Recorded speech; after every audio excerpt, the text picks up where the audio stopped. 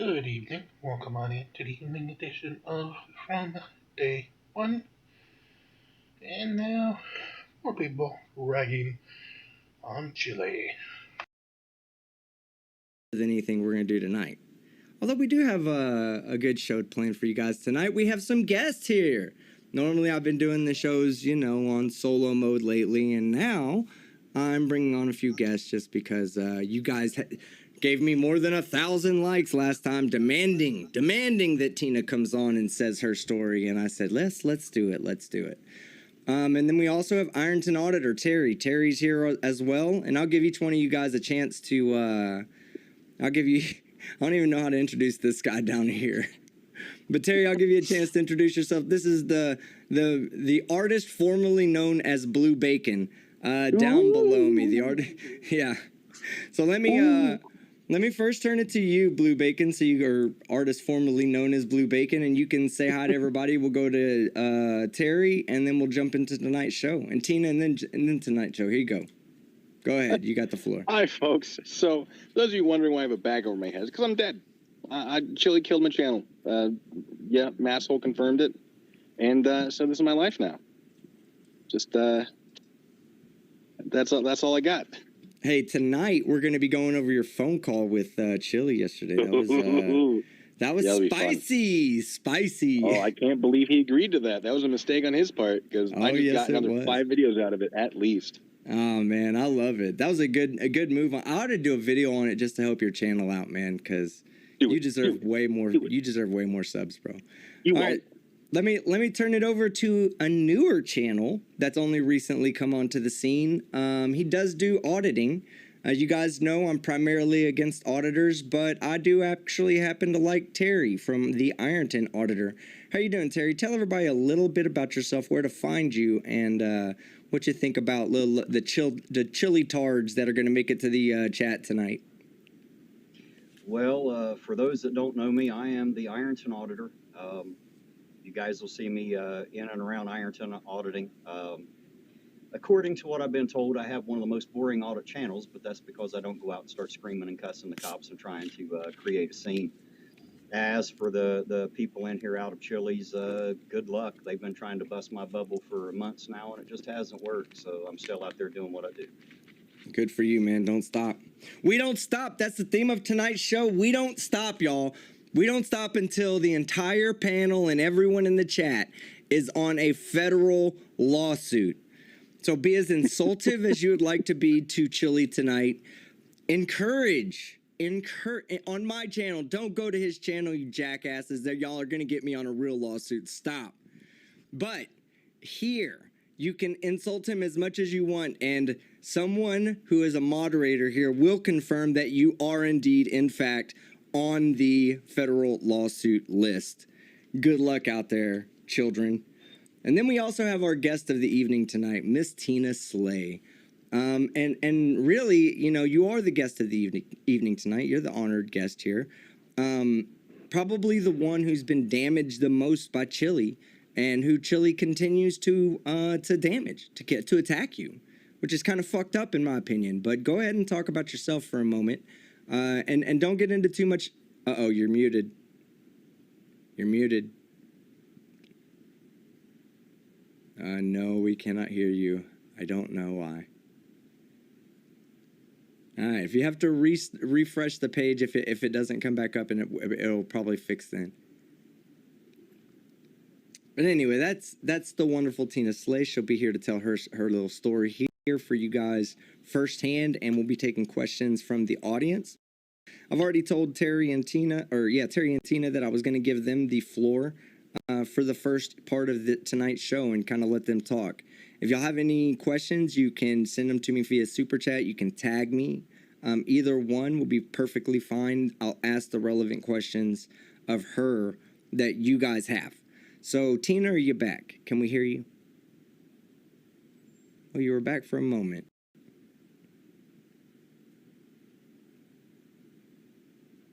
Terry, are you there? Can you hear me? Yes, I can hear you fine. Okay, good. Just making sure. We'll go ahead and put both of you guys on the screen because I'm going to have y'all up there when she comes back. And maybe I'll send her a second link as well. I'm just gonna send her the same link I sent you, kinda, where it was a little easier to join.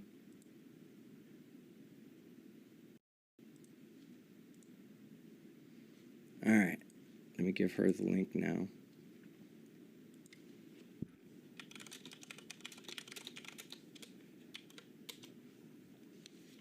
All right, Blue Bacon. We'll move Blue over into that other window over there until she gets back here. Give me 1 second. Blue, man, your phone call with Chili last night was pretty damn funny. Yeah, that was an accident. I didn't intend to do that. It's just that he'd been saying, "Oh, well, I've been unblocking people. I unblocked everybody." I was like, "There's no way." He said it before, and I was still blocked. There's no way I'm unblocked. And then he specifically said, "Blue Bacon, I've unblocked you." And I went, "Okay." So I subscribed to his channel because I guess according to him, you have to be subscribed for 10 minutes or more to say anything in his chat. So I did that, and oh boy. Yeah, he immediately latched on to me and asked me to call him. And I went, okay. And it sure happened. It sure went down. Well, I only caught part of it. I left a lot of it up so that we could really take it all in tonight. That's why once I saw it, I was like, okay, I need to reach out. That's when I messaged you and said, hey, I'm going live tonight. You want to come on and talk about it? So. Yeah. On my terms, though. Well, it seems as if Tina is having trouble joining. So we will give her just a few more minutes. I have a quick announcement to make. My first announcement is, first off, Zoomy, there's nothing I can do about that chat, man. Because of the spacing when I...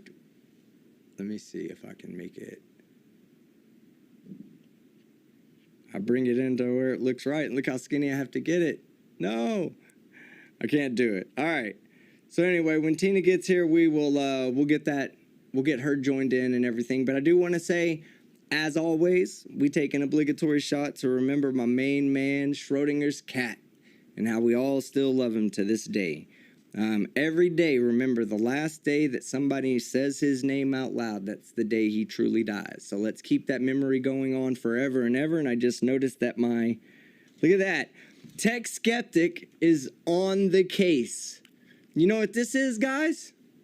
This is my charger for my camera. I noticed it now. Schrodinger, thank you for pointing that out, my friend. You're a class act still to this day.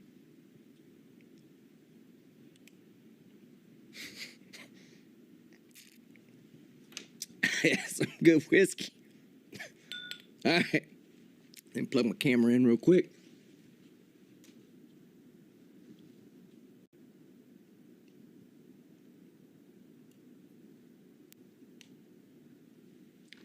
All right, we are back in action. Still no Tina, but yeah. So we'll let a few more people get in here, and then we'll get to the chili video. So Blue, let me put you on screen and tell us how this story came about. All right. So as I said before, yeah. Sorry, just see my face. So yeah, I messaged him. I was like, all right, I'm going to test the chat, and I think the first message I sent, and I have a recording of it. I did a screen grab while I was doing it just for posterity, because I thought he might delete or block me, and then all my messages would go away. What I did was I said, "Stop reading your chat while you're driving. That's illegal," or something along those lines. He noticed me pretty quickly because he's kind of obsessed with me, and I can elaborate on that. And he immediately was like, "Oh, blue breakers! Oh." So he pulled into a gas station to be able to engage with me. And I said, why did you run from the two debates that you asked for? I think he was calling me like a coward or something. I don't remember what he was saying. I was like, bro, you ran from two debates that you asked for. What's up with that? And he goes, oh, call me right now. Call me right now. So I'm like, okay, is it the same phone number? Because you said you changed your phone number. And he's not paying attention to that. So there's like a solid couple minutes of him going, oh, he's not going to call. He's not going to call. He's not going to call. And me going, bruh, is it the same phone number you sent me the first time? Or did you get rid of that phone like you said you did? And so eventually I just pulled up the old number and called him. Someone else called him, I guess, from a blocked number. And he's like, oh, what a cowardly person using a blocked number. Which I say no. It's pretty intelligent to use a blocked number. A lot of people, like Chili would be in a lot less trouble if he just was a little more careful. Yeah. You know, he says people are stalking him. No, he just makes no legitimate attempt to hide. He tells everybody where he's at, and then he's like, well, these stalkers showing they're up. Stalking me. It's like, bro, you're saying it. You're showing these businesses. internet sleuths are watching my videos. We can see the street signs that you're driving past. It's not hard. Okay, so look. Tina, are you there? Can you hear me? I can. Yes. So, Blue, hold that thought. Yes, I will. Hold that thought. We're going to turn it back over to Tina. Tina was having an issue. Let me get you off the screen and get her on. All right, Tina. Tina. Yes. All right.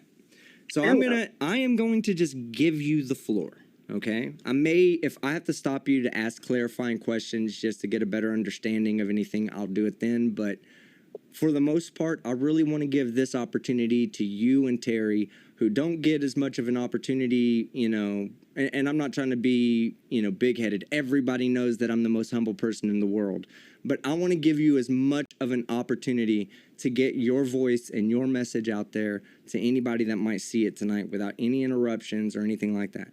I'm only going to ask questions just to get a clarification on something you might say, just so the audience will get a clarification. And if any questions come in that I feel are relevant to the conversation that you might want to answer, I feel like I'll just read them off to you, and you can feel free to answer or not answer as you'd like, okay? Sure, absolutely. Okay. Tina, go ahead. First and foremost, I wish I wasn't here. Anybody who thinks that I'm wanting this for attention, I'll tell you right now, I don't want this for attention. Because if my son were alive, I wouldn't be sitting here talking to you. So I would trade places with anybody, any time of the day, if I could have my son back. I'm not doing this out of anger. I'm doing this for education. I first discovered Chili DeCastro because someone sent me a TikTok in September of 2021. Chili DeCastro did not find me. Chili DeCastro did not interview me first. I was interviewed by a gentleman by the name of Anthony Rogers in the Anthony Rogers Show in August. Chili is not then what he is today, because all he was doing was teaching off that huge wall in an office space in Los Angeles, California. He was not doing First Amendment audits. He was not acting crazy. He was not in people's faces. He was not that intense. If I had seen that intense, I wouldn't have reached out to him. But I did. I asked him to put Caleb's name on his face on his teaching wall behind him. On the wall that he was teaching from. Not to profit off of, not to sell, not to reproduce. That was my understanding. It was his idea to come to Missouri. It was not mine. And I've read the comments across the internet that I was begging him for months. I literally had a few phone conversations with him in September, and he was here in October. So that is not months. That's weeks. Told me he's going to put everything in storage, led me to believe he was living in a apartment, a space of some sort, that he was going to store all of his stuff and buy a vehicle and come to Missouri. So I am with my family in Tulsa, Oklahoma, 2 weeks before he's supposed to be here, and I get a phone call from him. I'm at a Dave & Buster's, and he asked me to co-sign a loan for him for a Honda Odyssey. Now, let me clarify something here real quick. A timeline of events. From the time that you had first talked to Chili, from the time that you either reached out to him, he reached out to you, whatever the case may have been, from that time to the time he asked you to co-sign a loan for him, how long was that? 3 weeks. 3 weeks. And and did he ask you via text, via voice, email? Voice. Okay. So there's no record of this. No, he called me on the phone. Has him in any of his videos ever admitted to asking you to co-sign for a loan? Yes. Okay, so this is not something he openly denies? He did at first, and he has now admitted that he did ask me for this loan. Wow. Or 3 to weeks. co-sign. That's insane. 3 weeks. Wow. Okay, Right. go ahead. So the day that he comes to Springfield, and I would not co-sign for him, the reason he gave me that he was unable to get a loan is that he had not had a vehicle for 3 years. And being former banking and having helped people fill out paperwork for car loans, that's not a question. It's employment, credit, job, income. Pretty simple.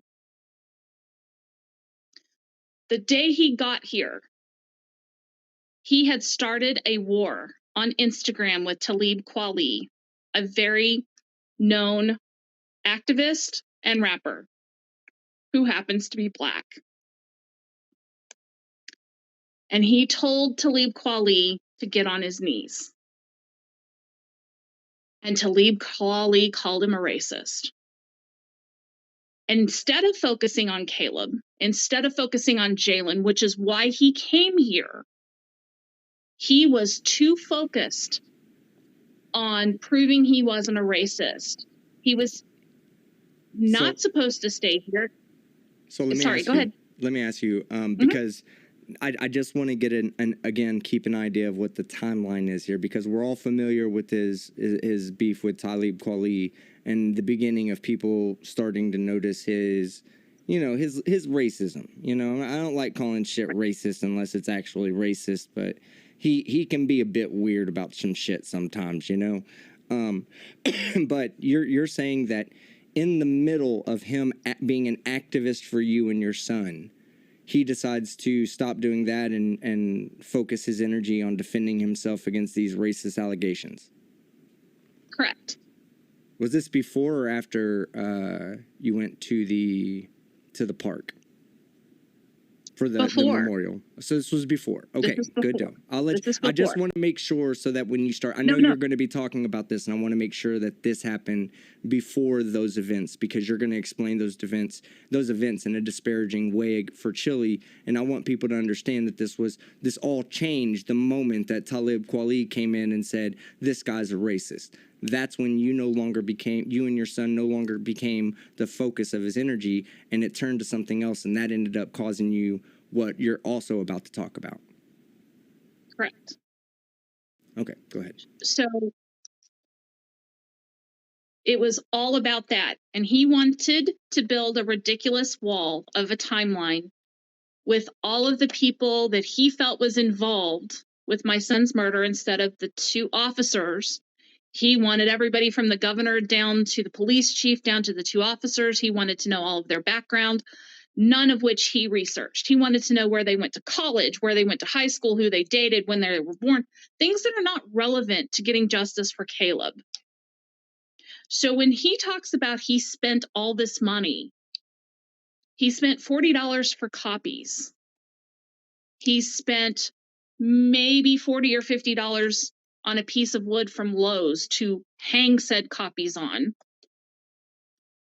He bought 2 easels from Michael's craft store at $15 a piece that he didn't use. He paid for 1 Chinese takeout lunch for him and I. And he bought a package of pre-made hamburgers, 6 of them, from Hy-Vee with hamburger buns that he ate himself. That doesn't equate paying all the bills. That doesn't equate $2,000. He was supposed to get a hotel room, but when he got here after driving all this way from Arizona, because he stopped in Arizona before he came here, he said he was tired, could he take a nap, and then he never got a hotel room. And my husband was... Do you think that was because you were a bit too welcoming to him? That he felt like because of your welcomeness that he was like, oh man, I can just completely take advantage. She'll never tell me no. Correct. People like him are like that. I've noticed it before. You see how he talks to his friends, especially when he was in Ironton. And then I think when he went to Toledo to the little state house there, and he turns around to the cameraman who said, "Oh, you know, the security officer is being just a absolute fucking nice person." And he says, "Oh, she's being a sweetheart." He pulls her off to the side and says, "You know, it's best if you just shut up. You know, like I don't need you to talk to these people." It's once he sees that you're willing to do something the average person would go, "Are you going to pay me for this?" You know, once he sees you do it for him once, he's like, "I've got this person. I can do it anytime." Right. And he's never done anything like this for anyone else. He's never held a rally. So there was no planning on his part. None.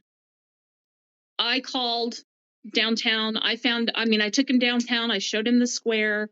No permit was needed. He saw the speakers. I contacted the Downtown Association to find out if we could use their PA system. It happened to be a friend of mine that I had gone to high school with. So we set up a time to be there to test the system out.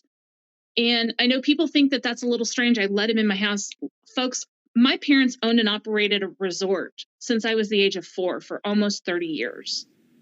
I'm used to people coming in and out of our little fishing resort and making everybody feel like family. So I've been in hospitality all my life. And my husband's screaming from the living room. I hated it. I've known my husband since 2nd grade. So he's piping in from the living room going, "And I hated that resort. I hated it. I hated it." Oh, sorry. He hated him from the very beginning. I was about to say it's hard to hate anything in life once you've met Chili.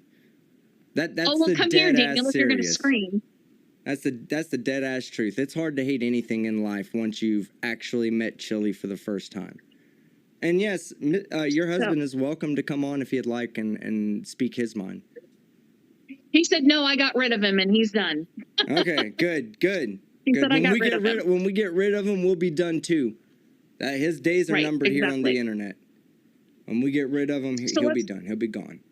Go ahead. So if I've forgotten something, I apologize. We're going to go to the day of the rally. And he made these pictures of Caleb that he wanted everybody to be carrying his face. And no way of people to hold them up. They were just a little picture. And so I called my dad and I said, "How are we going to hold these up, Dad? Could you please get me some foam board and maybe some paint sticks or some sticks?" My parents are running around. I have friends here in the dining room, which I'm sitting in. They came over at 8:30, 8:45. We're up here trying to hurriedly get all this stuff ready that he wanted. Nothing I wanted, he wanted. This is his idea of organization. And at about 10:30, 10:45, I called him on the phone because I'm still busy trying to glue stuff together. And I said, "Hey, Chili, it's 10:45. We have to be down at noon at the square so that we could test the PA system." And he comes rip-roaring out of the basement. My 80-year-old mother's here, my 10-year-old daughter, well, she was 9, my husband, my friends, my relatives, my sister was here from Minnesota. And he comes up, "Why the fuck didn't you wake me up? I have to have 3 hours to prep. I don't have enough time. This is not good. This is what I do. I'm the star. I'm the speaker. I've got to have prep time." And I turned to my husband and I said, "You deal with him. I'm getting this crap. I'm going to meet Jennifer at noon. You bring him."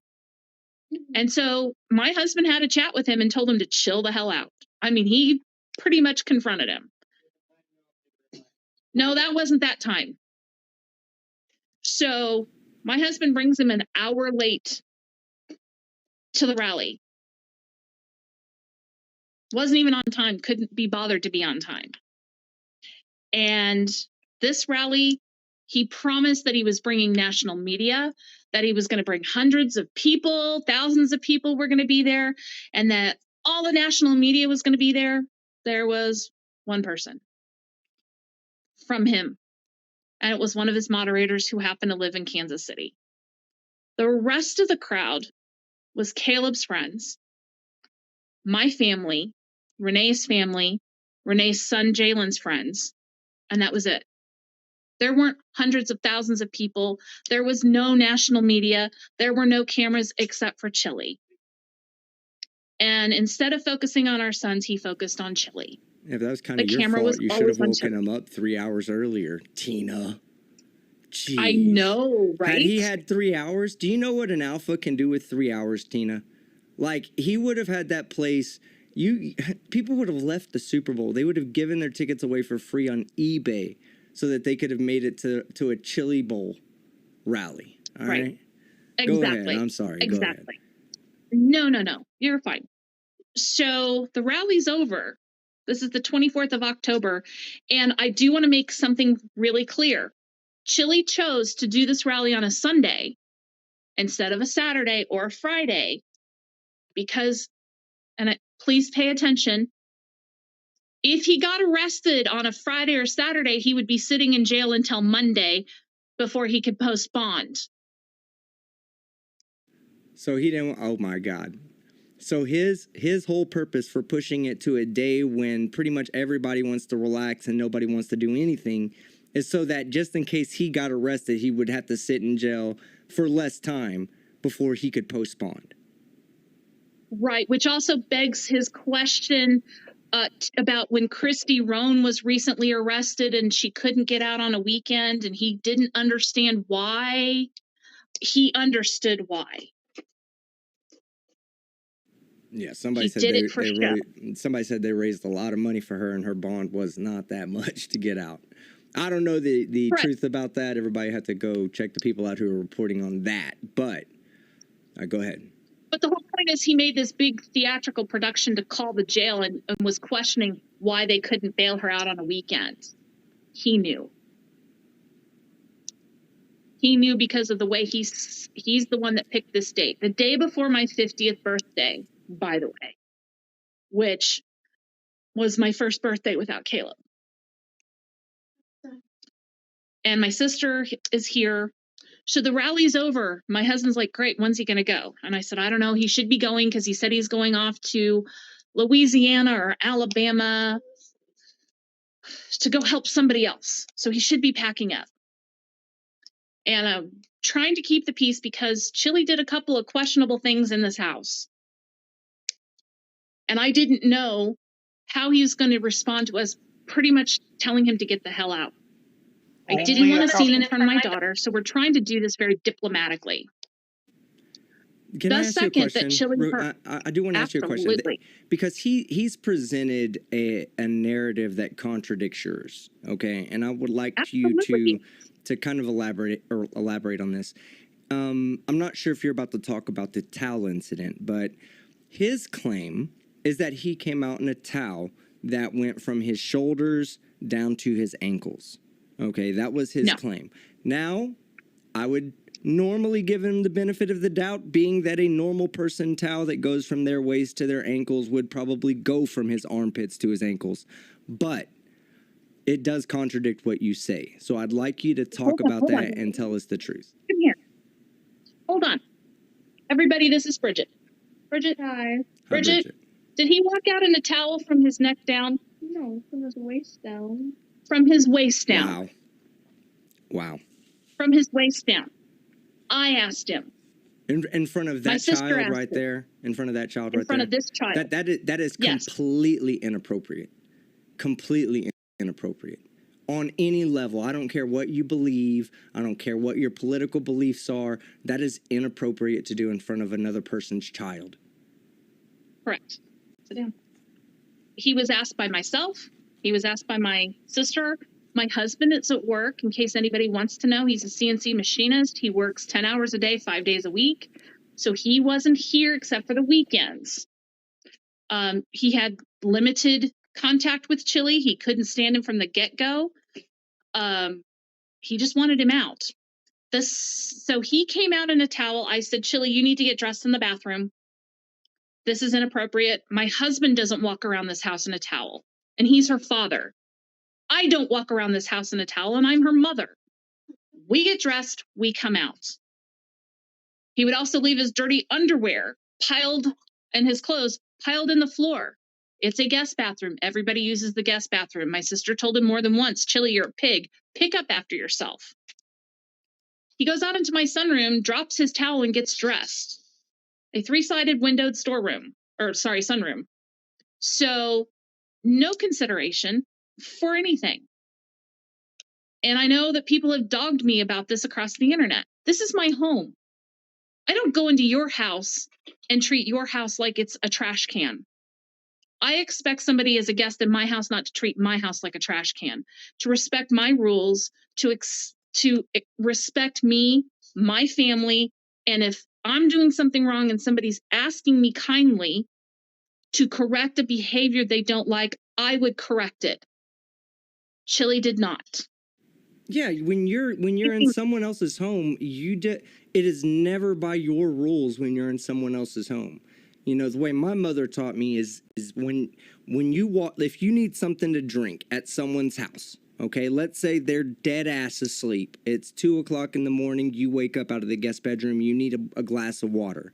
You go, you get the water. You drink the water that you're going to drink. You empty the glass. You wash it out. You turn it over so that it's sitting, so that it dries by the morning, or take a paper towel and dry it yourself and put it back.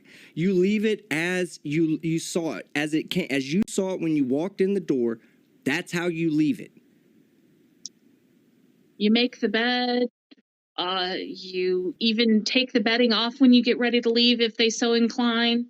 You know, whatever it is, it's their home and they've opened their doors. You're a guest. I did give him a case of water. He was carrying it around. He would drink a water bottle, toss it on the ground, walk on. And sometimes they weren't even empty. So just disgusting behavior. And it's important. I know that some of this is being repeated, but it's important for everybody to hear this, because you know what? Somebody that follows Chili will watch this video and hear your story and go, there's no way I can support somebody like that. And that's why these stories need to be heard. So I want to ask Beth Rist specifically to listen to this part, because I know Beth will watch this video. We're thinking Chili's going to move on until Chili hears from me that there's an independent filmmaker who has done a lot of work with Netflix that lives in the St. Louis area. He's originally from Kansas City. He's done work with Netflix. He's done work for another 48 Hours, and he's been talking to me through mutual friends about doing a documentary on what happened to Caleb. And Chili light bulb went on, and he said, "Oh no! I'm going to do this. I'm going to stay and produce this documentary." I didn't ask him. I don't have an agreement. No, Chili. You don't have those relationships that this person has. So no. And he decided to do it anyway. So he tells my husband he needs another 5 days to do this documentary. And then he tells my husband, "Oh no, but your wife told me I could stay here a month." Excuse me? No. No, I didn't. We're asking you when you're getting ready to move on. So as he's feeling this, we're getting ready to have him move on. We are now on Halloween. And I'm out with my daughter buying pumpkins because I don't want to leave this man in my house by himself. I don't know who he is, what he's doing, what he's capable of doing. I'm getting weird people driving past my house because he's now upset all of Black TikTok. I'm getting concerned, and it's becoming a problem. So I get a phone call from Renee Goodwin, and she said, "I need to talk to you about your friend Chili." And I said, "Well, first of all, he's not my friend. Don't call him my friend." Sorry, this was the 31st or 30th, not the 31st yet. And how I know is because I have a recording. So she said, "He just called me saying he knows that you guys are under stress and you're wanting him to leave. And he asked me if I could come stay at his house. And I told him absolutely not. And he said, well, you're just feeling guilty because you're the reason your son died at the hands of police." Wow. That's what. And Chili, you are a bitch. As much as I would like to continue this story, if we're going to get Art Bell, since Art Bell wasn't around last night, I have to cut the episode here. So please like, share, and subscribe. Be kind to one another, and release the Krakens. we start every night, including this night here from Dave. Have a great night, Art Bell, in the